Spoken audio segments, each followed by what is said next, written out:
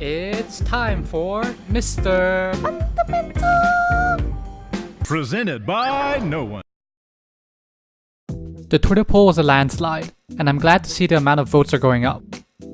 Both the LA Clippers and the Dallas Mavericks came into this game with a 5-game win streak. Luka was just named the Player of the Week, so it's interesting to see how the Clippers tried to slow him down. On the flip side, the Kawhi and Paul George duel is getting more dangerous by each game, so let's hop into it. The Mavs started off this game with some nice defense by Finney Smith. He never bites on the Kawhi pump fakes and contests the shot well. Then KP comes down and hits this deep 3 that no one had a chance of contesting. The Clippers star duel started out slow. PG snakes around the drag screen and pulls up before Hardaway Jr. could contest, but it barely misses. In the corner, Kawhi waits for the Zubac screen. The second Luka turns his head to anticipate the screen, Kawhi makes his drive. Luka recovers well by sliding his feet, but Kawhi's broad shoulders carved out enough space to the basket, but he blows the dunk. This is why the duo gets scarier by every game. Kawhi's post-up gets defended well, props to Finney Smith. On the kick-out, PG becomes the initiator. KP and Luka had to scramble and leads to a switch, which will hurt them later. Luka steps up late on the screen, and Hardaway doesn't realize it's his job to box out Zubac, allowing the putback.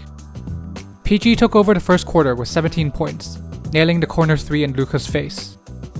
They had him running through all sorts of screens, and he was making shots off the catch.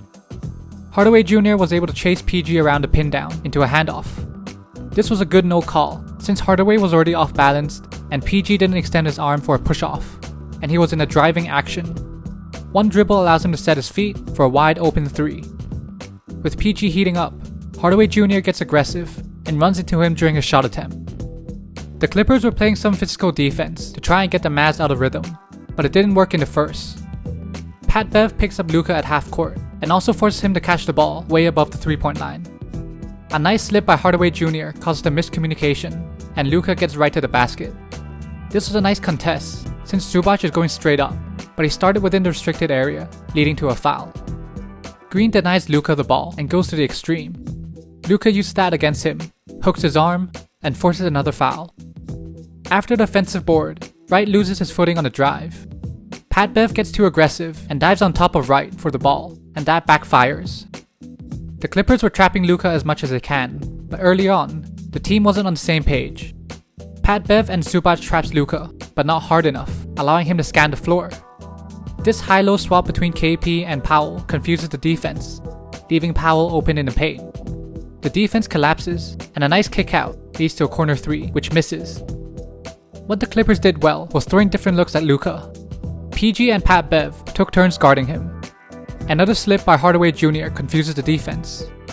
Luka attacks right when Pat Bev looks away, and Zubac was about to show on the screen. He recovers nicely and occupies him long enough for Pat Bev to get a block from behind. They also surprised the Mavs with a sudden press. Luka tried to attack early, but PG rotates to force the turnover. Now PG is on Luka, but he started to adjust to the physicality. He goes right at PG. Knowing that PG's lateral quickness will cut off his drive, he spins the other way. A well-timed cut by Powell leads to another basket. Instead of driving all the way to the rim, he throws off Pat Bev with a pass fake and takes the floater. Luka's magic kept the Mavs close and trailed by only 7 after the first. The second quarter was when the wheels fell off for the Mavs. Lou Will didn't have the best start, but instead of settling for a 3, he attacks the closing out Boban and draws the foul. This got him going, and he started to make all kinds of shots, and helped the Clippers win the bench battle. When he was getting hot, the defense focused on him. The Mavs forget the inbounder is a dangerous option, and a nice touch pass by Lou Will leads to another basket. Kawhi started to heat up as well, taking on Finney Smith from the perimeter. He then takes it back into the post, and attacks off the catch for another dunk. Again, back in the post, Finney Smith plays some great defense, taking away the drop step, and great hands to strip the ball. Kawhi recovers, and hits this spinning hook shot. On the other hand, the Mavs were missing shots all around. It got worse when they started to turn the ball over as well. The Mavs have been one of the best at avoiding turnovers. This year is no exception, despite having a younger team and increased pace. They average around 13 turnovers a game, ranking 3rd in the league, but they already had 13 turnovers by halftime. Luka returned and stopped the bleeding by putting Magruder in jail before rising up for the and one. Luka must have Hall of Fame dimer and floor general badges, since when he's in the game, Finney Smith started to make open shots. The Mavs were down by 16 entering the third, and even when KP started scoring off the catch, the Clippers matched it shot for shot. The Mavs subbed in JJ Barea to try and start a spark. Although they didn't cut into the lead, the Mavs would have been down a lot more without his 12 points in 16 minutes. Luka tried to keep the Mavs in this game by working his magic, getting the and one here. But their turnovers and killer shots by Lou Will stopped any sort of momentum for a comeback. The Mavs went into a zone as a last effort to come back. It did work, especially since the Clippers role players started to miss shots. Brunson and Kleber doubles Kawhi, so he kicks to Zubac at the high post. An extra pass to the corner leads to an open three that misses. They pushed the pace offensively, and after a sequence of drives and cuts, this layup got them within 14. But then Kawhi took matters into his own hands, hitting these demoralizing mid-range jumpers.